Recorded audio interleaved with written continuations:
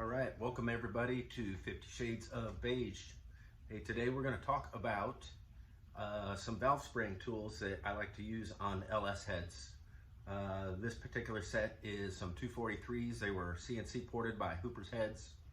They're going to go on this LS2 block back here. They're currently set up with PAC 1207X springs, which it's a pretty aggressive spring. It was for a custom cam we had in here, but we're going to a BTR single twin turbo stage 1 camshaft, and then we're going to replace some. We're swapping the springs out for some BTR 660 platinum springs. These are the 1207X's. This is a real nice kit. You can get it from Texas Speed. It comes with titanium retainers and locks. We're going to reuse the titanium retainers on the BTR 660 springs, and hopefully have just a little bit less valve pressure on these. Overall, the 1207s are about 40 pounds less over the nose, you know, on a 600 lift cam than a 660 spring is. So everybody has good success running the BTR springs with the BTR stage 1 stuff. So figure reduce some of the pressure in the valve train. It should help ultimately on drag and drive reliability. You know, in the wagon we put about 8,000 miles in it last year, and when we tore it down, there is some wear, glazing, I don't know what you want to call it, in the lifter bores and on the lifters, but I figure we'll just try to reduce some of that spring pressure. But anyways, let me start off with the first tool I'm going to talk about. Is just a spring micrometer. You can get them off of Amazon for about 20 bucks. And what we're going to do is we're just going to check the installed height. All the springs have specific pressures at installed heights, and you know, just depending on whether or not the head is rebuilt with new valves, like this has Manley valves in it, or if it's a junkyard head, and you just don't know. Just slapping springs in there, I don't know, you could be 20, 40, 50 thousandths off. And I think the rule of thumb is you want to be around 50, 60 thousandths within the spring bind. And so these being 660 springs, and the cam lift is right at 615. That's right in the sweet spot, assuming that the installed height is about 1.8. So let me get this set up, and then we'll move the camera closer so you can see how the micrometer works. The other thing we're going to show is some of the spring compressors. This is a single spring compressor. You can't really see it. Again, we'll zoom in. You put a 3/8 wrench in there, you crank down on it, it compresses it. I like the dual spring compressor, and again, we'll zoom in a little bit more and talk about the benefits of each. But for now, let's just do the spring micrometer. All right, so now hopefully you guys can see the spring micrometer a little closer. As I expand it out, you'll start to see the numbers on it a little bit better on the video. But like I said, you basically just thread this guy out. And I know from when these were set up at Hooper's heads originally, we set them up right around 1.800, and it was specific to the other springs. You know, if you're really feeling overwhelmed, I would totally recommend taking it to a head shop and having them do their magic on it. It's a critical piece. So you know, but again, you know, you can get these tools pretty cheap. You can mess around with it, and it costs nothing, you know, 20 bucks to mess around with it and just to know. And sometimes you just, I don't know, I've grown to not trust some machine shops, or I just feel I sleep better at night knowing that I've checked this stuff myself. So you can see here the numbers, you know, 6, 7, 8, that's, you know, 800 thousandths, you know, 1.800. And you can see the numbers, like right now we're at 70. So, you know, it's not tight yet. So this would be 1.770 in spring height. And if you keep kind of threading this out, you start to feel it tighten up, you know, and here we are just under 800 thousandths. I mean, it's not even a full thousandths. So this would be 1.79995, you know, down to the 10 thousandths if you're going to go that far.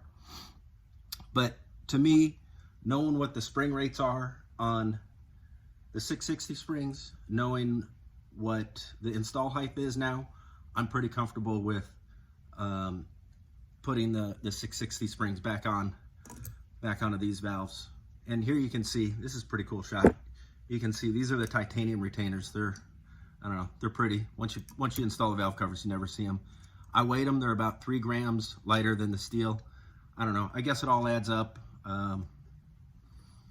Probably never notice if I just went with the steel ones, but here I am. I'm gonna go with the titanium because I think it's cool. All right, so now that we're, you know, kind of tightened in, let me raise this a little bit. Here's 2 of the valve spring compressors. First, let's look at the single. It is, I think it would be better used if the head was on the car and you were putting compressed air into the cylinder. You would be able to do 1 valve spring at a time. The problem with doing it on the bench is the head just wants to move. I mean, I need 3 or 4 hands to do this. And these being some serious springs, they just don't want to move. Long story short, if you're doing this on the bench, I don't recommend this. On the car, I think I'm going to try and use it again on a car. I'm not throwing it out. You know, it's a good tool to have handy. And that's what I have to say about that. But let's move on to this dual valve spring compressor. It's pretty simple. This part bolts to the spring, the rocker arm stands, and you know, kind of make sure everything has enough room to move around. And I'm gonna run these down. You don't torque them tight. I mean, just enough. This is actually starting to compress already. Okay, so that's loose. When you're gonna tighten this, you want to make sure you've got a little bit of slack, so you can kind of adjust it as you're tightening down on it.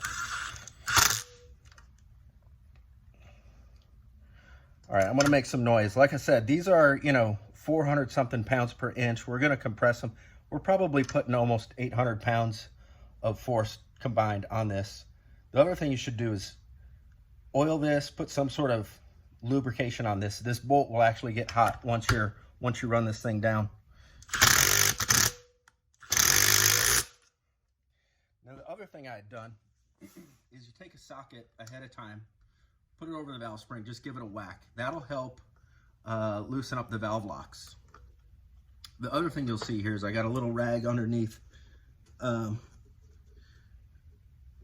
here, just to put some pressure back on it. The valves will want to drop out or go down with the head. So this valve isn't loosening up yet. I'm going to keep hitting them. I can already see the valve locks popping out on here. I'm not going to pull them out until this one's ready to go though. There we go. And there went all the valve locks. Geez, you know, if you're doing this on the motor, you definitely want to plug these little holes. Otherwise, these just went down into your valley. So make sure you have as many valve locks as you took out. So I got 4 valve locks. You know, they're two on each valve. You know, as you can see here, the valves are pretty much free to move now. That's the intake valve. The exhaust valve moves smoothly. It's good to check these while you're here. You know, if it's a junkyard head, you may want to be looking at doing valve seals. And you know, I'm not going to do valve seals on this video. There's probably a lot of other videos where we can find out how to do valve seals, but you know, there's different kind of valve seals too. There's some in here that came with the kit. And again, it's all about how they set up. I think Texas Speed, they have, you know, this is actually Texas Speed kit right here. Here's some other valve seals. It has the spacer at the bottom. I think it's all kind of preordained, or pre-measured, that's what's gonna fit on that or what. So if you're in doubt, you don't feel comfortable with the micrometer, you don't want to take it to the machine shop, you're probably safe just slapping it together, but who am I to say? It's your motor. So once these are compressed, now I'm gonna back off this, and it's gonna let the springs expand.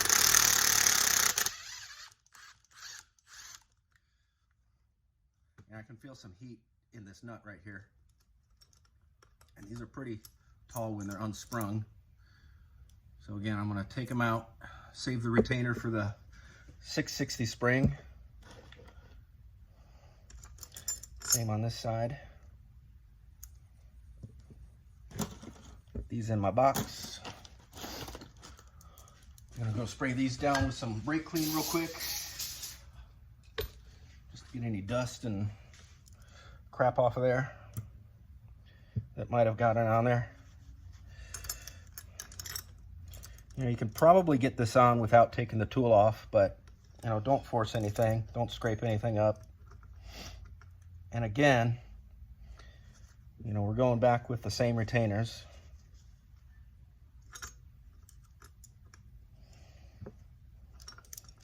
Just putting them in place.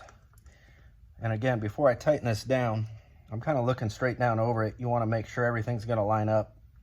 Once these springs compress down, getting them moved just to the corner enough to get the lock in, there's a lot of pressure on it, so might be hard. You might have to let off and come back after it a second time. I can see this spring is already cockeyed. Before you get too much pressure on there, you got a little bit of time to adjust it. All right, that feels pretty good now. I'm gonna drive it home. You don't want to over compress it. I don't think it'd be a good idea. I mean, it doesn't look like it's anywhere near coil bind, but you've got the valve seal in there. Just, I don't know, no reason to overdo it. If you can see how much room is on there, these should just pop in around the corner. Again, these things are easy to go flying in the wrong direction. Sometimes you can put a little bit. I'm going to tighten them down a little bit more.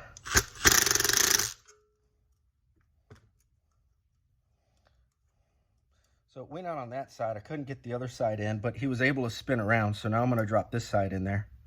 Okay, so those guys are in there good. Here goes the other side. I'm going to drop them in where I've got more room. Probably can't see this too well from where the camera is. Spin it around a little bit. Pop the other guy in. Now these things are kind of cone shaped. You want to make sure the thin end goes in first. Make sure you got your glasses on. Make sure you know what you're doing. The other thing that's handy when taking these apart or putting them together is just a little magnetic stick. Sometimes getting them out, you can't get your fingers in there. They're oily, and a little magnetic stick will just boop, pop it right out. So everything's in position. Now I'm just going to run it back up and, kind of go slowly, and you should see the valve locks just kind of drop into position and everything look happy.